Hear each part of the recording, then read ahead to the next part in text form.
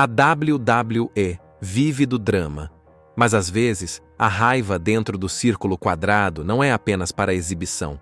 Houve momentos em que a frustração genuína, os rancores da vida real e os incidentes inesperados levaram os lutadores a ultrapassar seu ponto de ruptura, bem na frente das câmeras. Seja por um movimento mal feito que poderia ter causado uma lesão grave, um tapa não programado que atingiu um pouco forte demais ou uma mudança repentina do entretenimento para a raiva legítima, essas explosões nos deixaram abalados. Estas são as vezes em que os lutadores da WWE pararam de atuar por um momento e ficaram visivelmente furiosos. Como se diz, primeiro as damas.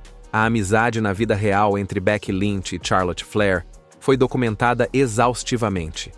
Antes, amigas íntimas, dentro e fora das telas, o vínculo entre elas foi rompido na época em que Becky Lynch se tornou The Man. Mas vamos voltar um pouco no tempo e ver como as coisas começaram. Becky e Charlotte estrearam na WWE como parte da Divas Revolution em 2015, ao lado de Sasha Banks. Ao lado de Bayley, que permaneceu no NXT por um tempo, quando as outras três foram chamadas para o elenco principal, essas eram The Four Horsewomen. Elas foram cruciais para mudar o cenário da divisão feminina, que durante anos foi vista apenas como um colírio para os olhos, devido às inúmeras lutas de sutiã e calcinha. Apesar do fato de que essas garotas podiam realmente lutar quando lhes era permitido. Inicialmente elas eram aliadas, formando a equipe PCB com Paige. No entanto, Charlotte se voltou contra Becky no final de 2015, marcando o início de sua rivalidade na tela. Apesar da rivalidade na tela, elas ainda eram muito próximas nos bastidores. Melhores amigas, se você preferir. Elas viajavam juntas, treinavam juntas e frequentemente postavam fotos nas mídias sociais, divertindo-se muito. Durante os 3 anos seguintes, Charlotte sempre foi promovida como a mulher e o rosto da divisão na WWE. Por outro lado, Becky era apenas a garota descolada de quem todos gostavam, mas nunca foi posicionada como uma legítima protagonista, como Flair ou Sasha Banks. O público começou a se cansar de ver Charlotte sendo empurrada goela abaixo e passou a falar cada vez mais alto sobre seu desejo de ver The Irish Lass Kicker ser apresentada sob uma luz mais favorável. Na edição de 2018 do SummerSlam, Becky Lynch bateu em Charlotte depois que Flair venceu uma luta de ameaça tripla pelo título feminino. Na tela, esse foi o fim da amizade e o início da rivalidade entre as duas. Lembre-se de que Becky e Charlotte eram babyfaces na época. Então, a WWE tentou fazer de Becky a heel, só que o público não aceitou isso. Quando Becky se voltou contra Charlotte, a arena foi ao delírio e todo mundo adorou, porque finalmente puderam ver o lado apaixonado de Becky, em vez da velha e manjada imagem de mocinha.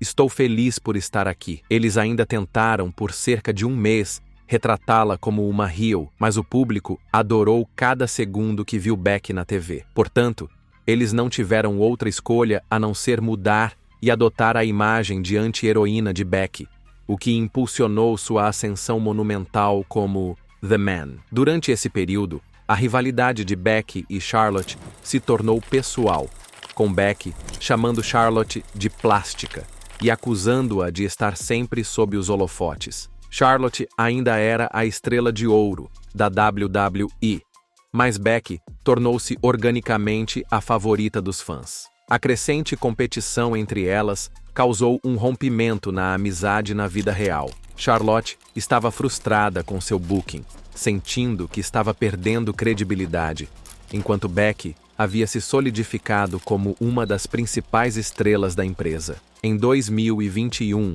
o relacionamento entre as duas ficou ainda mais tenso. Em outubro, após o WWE Draft, um segmento foi programado no SmackDown para uma troca de títulos entre Charlotte e Becky, já que elas haviam sido recrutadas para marcas opostas enquanto detinham os respectivos cinturões uma da outra. Como oficial da WWE, na tela, Sonya Deville estava lá para supervisionar a troca. O plano original previa que Becky tomasse o título de Charlotte e se gabasse de ser a Becky Two Belts, antes de Sonya Deville instruí-la a entregar o título a Flair. No entanto, durante o segmento ao vivo, Charlotte se desviou do roteiro, deixando cair o título do Raw Women's no chão, enquanto Lynch tentava agarrá-lo. Isso não só não fazia parte do plano, como também não era parte do plano. Isso não só não fazia parte do roteiro, como também criou uma atmosfera extremamente estranha no ringue e uma tensão visível entre elas. Nos bastidores,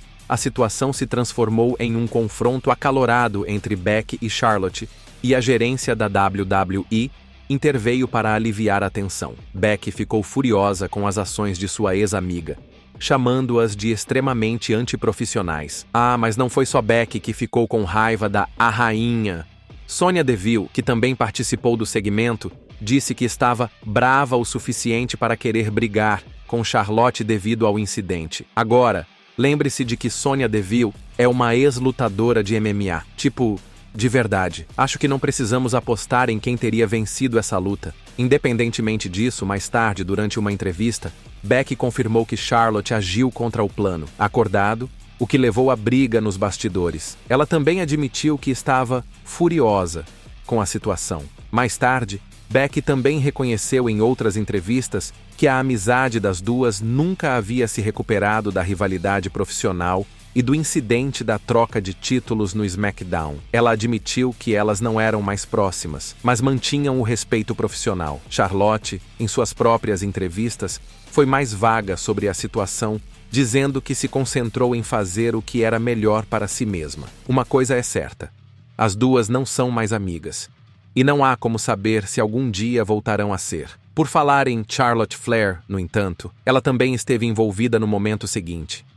Então, a campeã feminina do Raw, Ronda Rousey, foi originalmente escalada para enfrentar a campeã do SmackDown, Becky Lynch, em uma luta muito esperada no Survivor Series de 2018. No entanto, devido a uma lesão legítima que Becky sofreu após ser atingida no rosto por Nia Jax durante uma briga no Raw, Charlotte Flair foi escolhida como sua substituta. A luta entre Ronda e Charlotte foi intensa, com golpes duros que mostraram seus pontos fortes.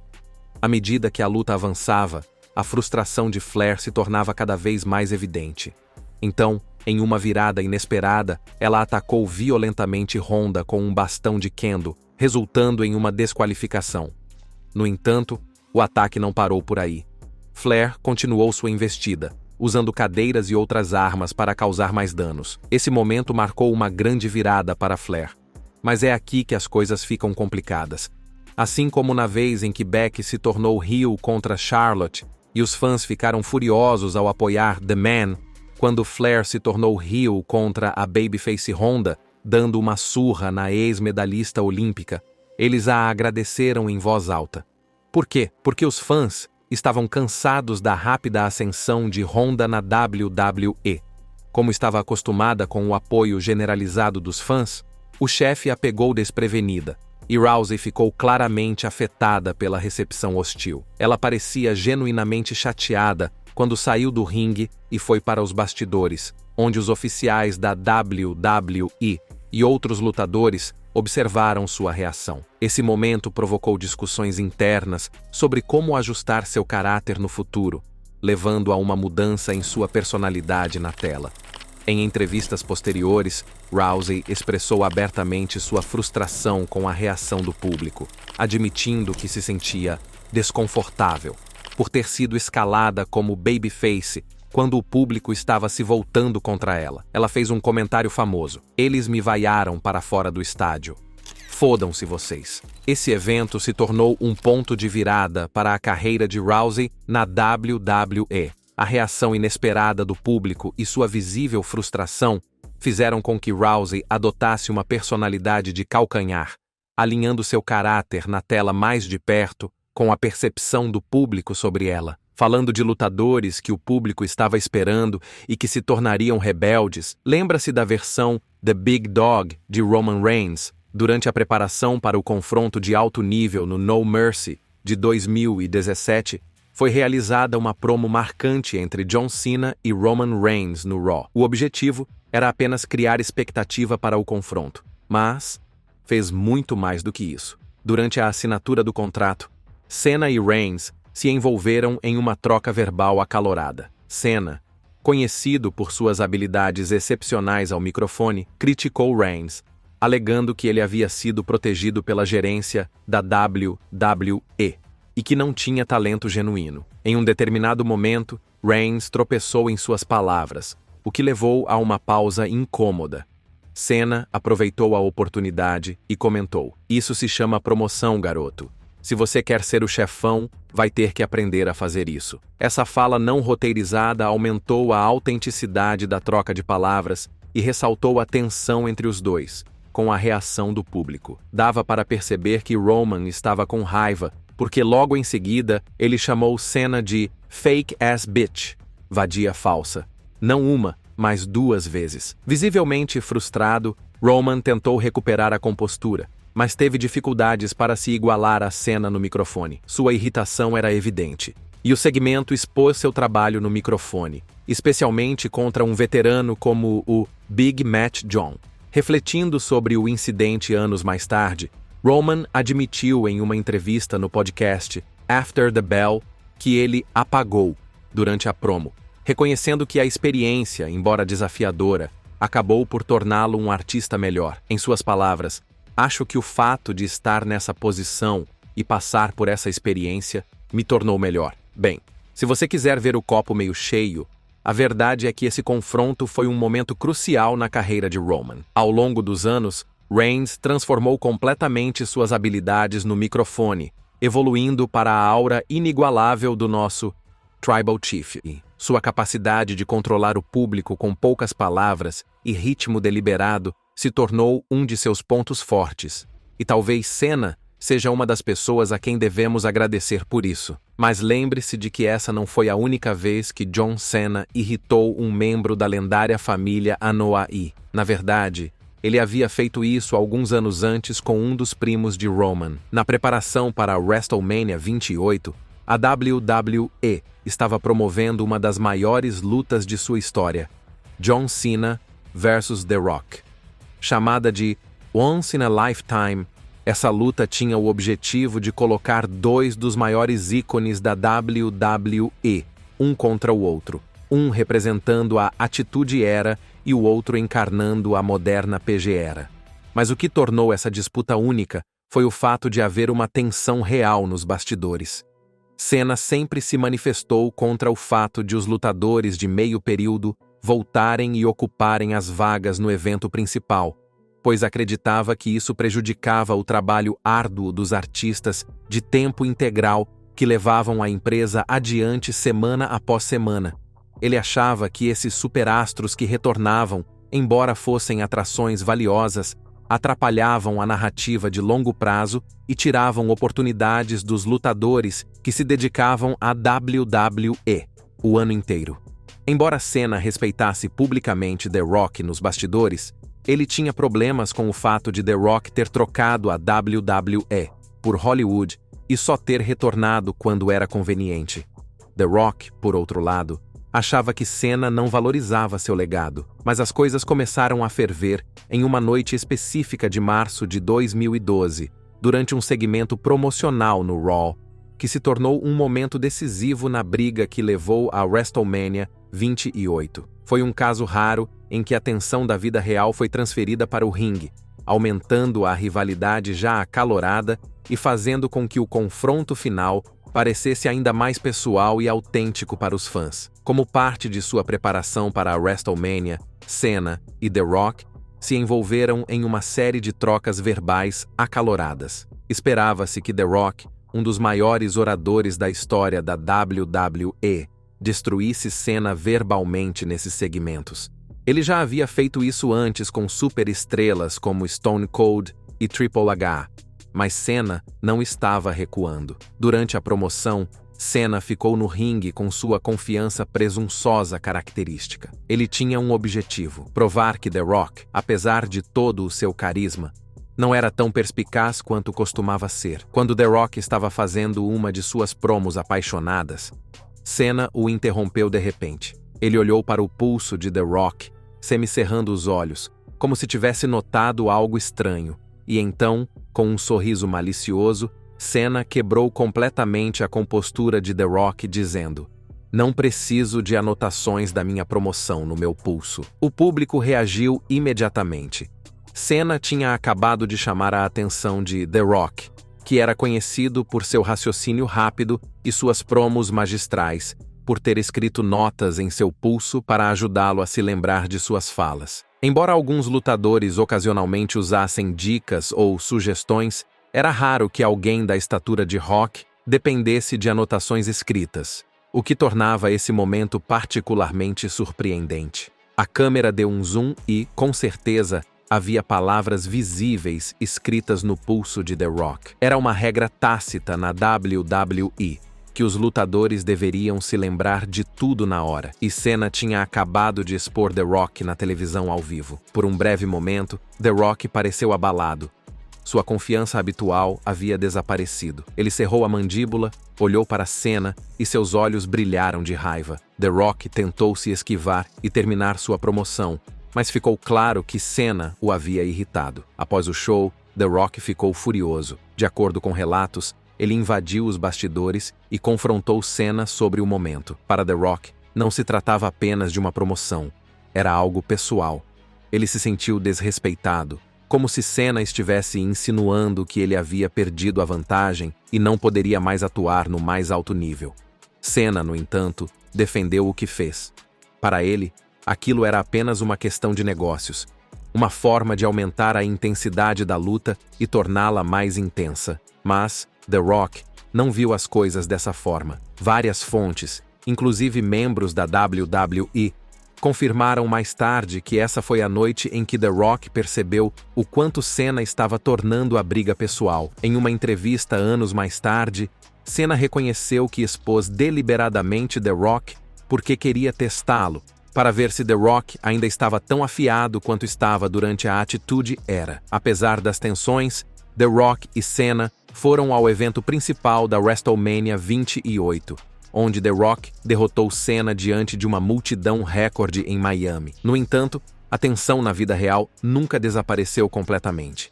Apesar de terem trabalhado juntos mais tarde, em 2013, para a revanche na WrestleMania 29, onde Cena venceu, The Rock e Cena nunca foram realmente próximos durante esse período. Seu relacionamento permaneceu tenso durante anos, com ambos reconhecendo sua rivalidade profissional em entrevistas. No entanto, seu respeito mútuo cresceu com o tempo, especialmente quando Cena fez a transição para Hollywood e The Rock reconheceu os desafios desse setor. Por fim, The Rock elogiou publicamente a carreira de ator de Cena, marcando um ponto de virada no relacionamento deles. Demorou anos para que eles enterrassem completamente o machado de guerra, o que acabou acontecendo quando The Rock elogiou publicamente o sucesso de Cena em Hollywood. Mas naquela noite de março de 2012, quando Cena expôs as anotações de pulso de The Rock, a hostilidade foi 100% real. E por um breve momento, o universo WWE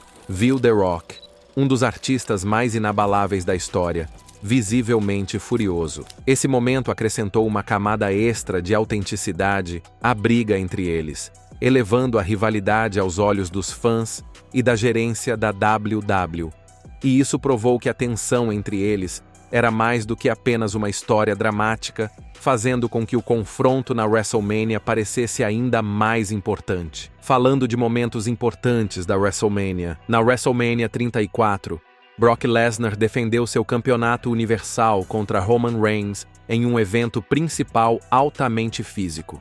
A luta contou com vários F5s e cotoveladas brutais, deixando Reigns visivelmente sangrando. Apesar da intensidade da luta, o público ao vivo reagiu negativamente, gritando "chato", "isso é horrível" e até "CM Punk". Muitos fãs já estavam cansados da grande dependência da WWE em relação aos campeões de meio período e da marcação repetitiva de Lesnar versus Reigns. O ritmo mais lento da partida, combinado com um resultado previsível, contribuiu ainda mais para o desinteresse do público.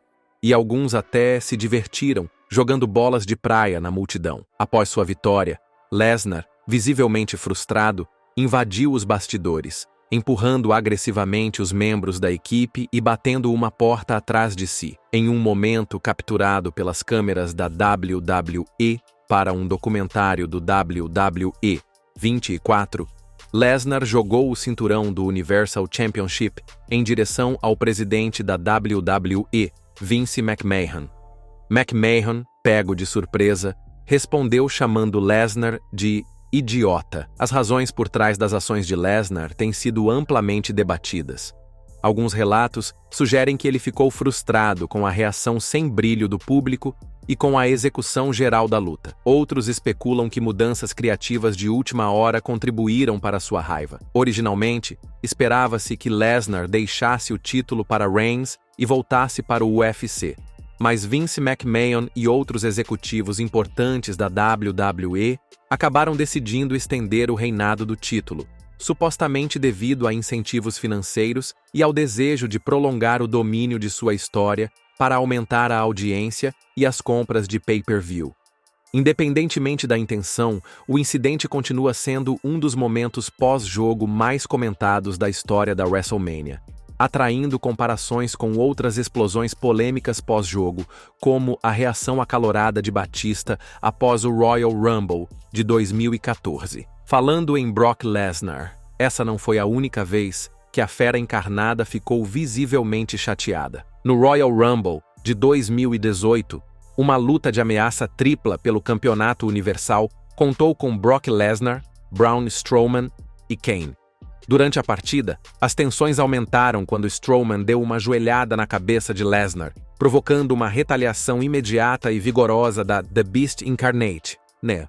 Lesnar revidou imediatamente com um forte soco de direita na cabeça de Strowman, instruindo-o audivelmente a ir mais devagar. Essa troca não programada ressaltou a natureza física do confronto e foi capturada durante a transmissão ao vivo, com Corey Graves e Michael Cole, reconhecendo imediatamente a intensidade do momento e expressando choque com a rápida retaliação de Lesnar. Refletindo sobre o incidente, Strowman reconheceu seu papel na escalada, declarando: "Eu o enrijeci com o joelho por acidente e ele não ficou feliz com isso." Ele explicou ainda que, após a luta, os dois lidaram com a situação de forma profissional. "Nós rimos sobre isso depois.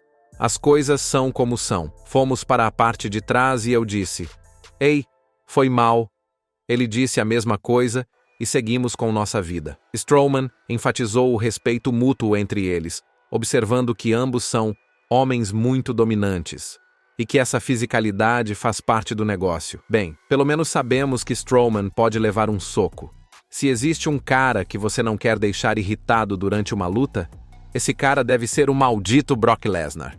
Mas Brock não é o único veterano conhecido por fazer birras dentro do ringue. Em janeiro de 2010, houve uma luta de ameaça tripla no Raw com Randy Orton, Kofi Kingston e John Cena.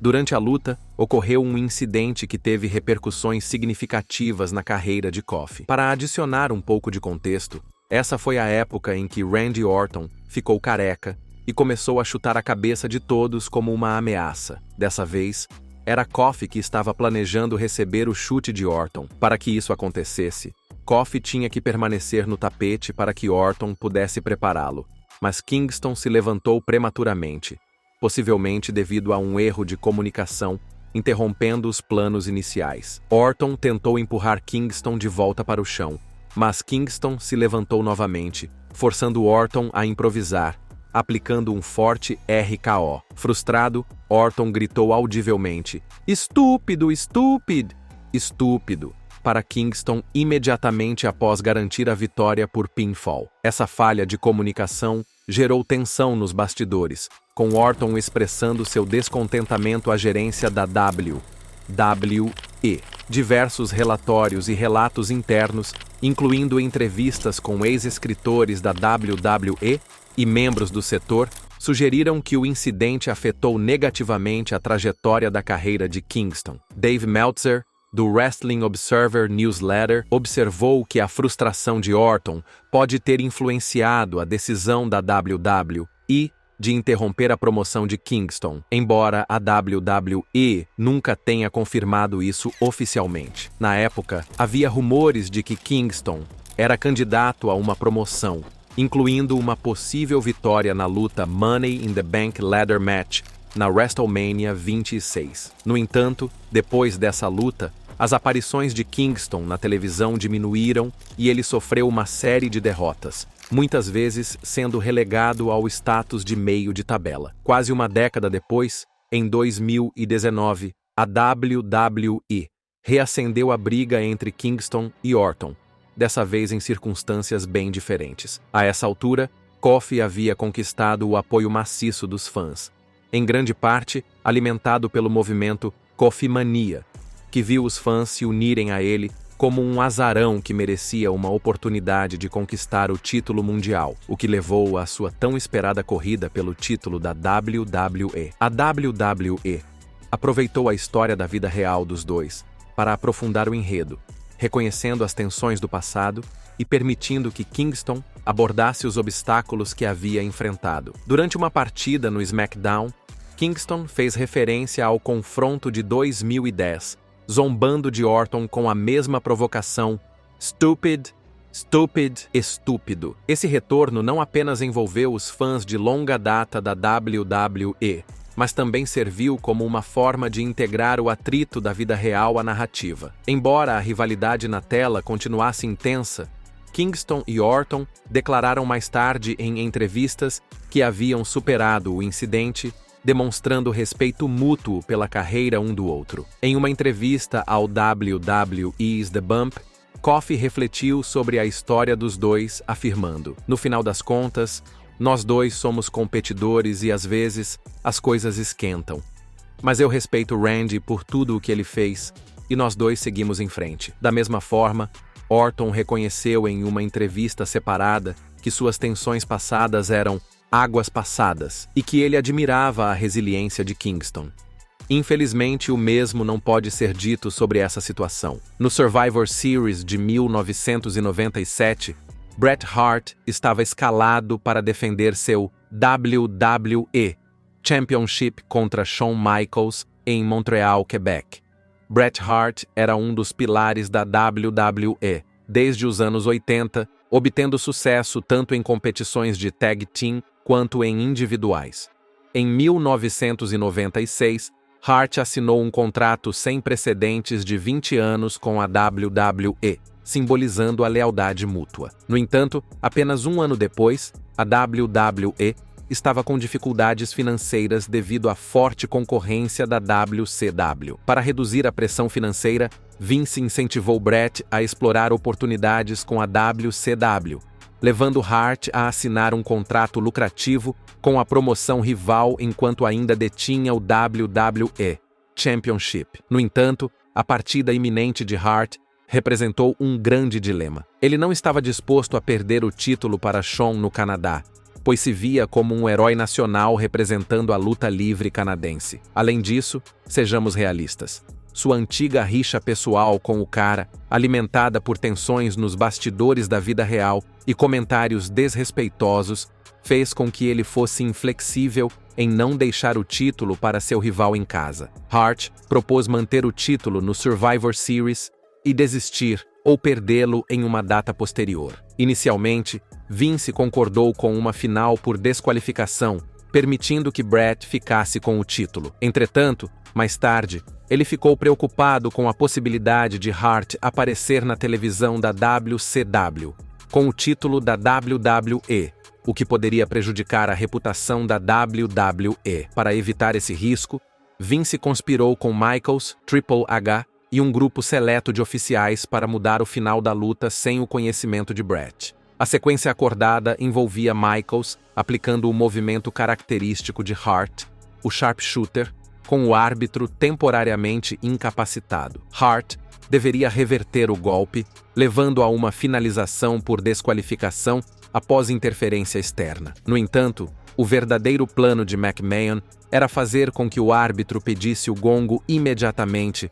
depois que Michaels fechasse o sharpshooter, sinalizando falsamente a submissão de Hart. Durante a luta, as coisas aconteceram exatamente como planejado. A multidão explodiu em um misto de choque e confusão, com muitos torcedores parados e incrédulos.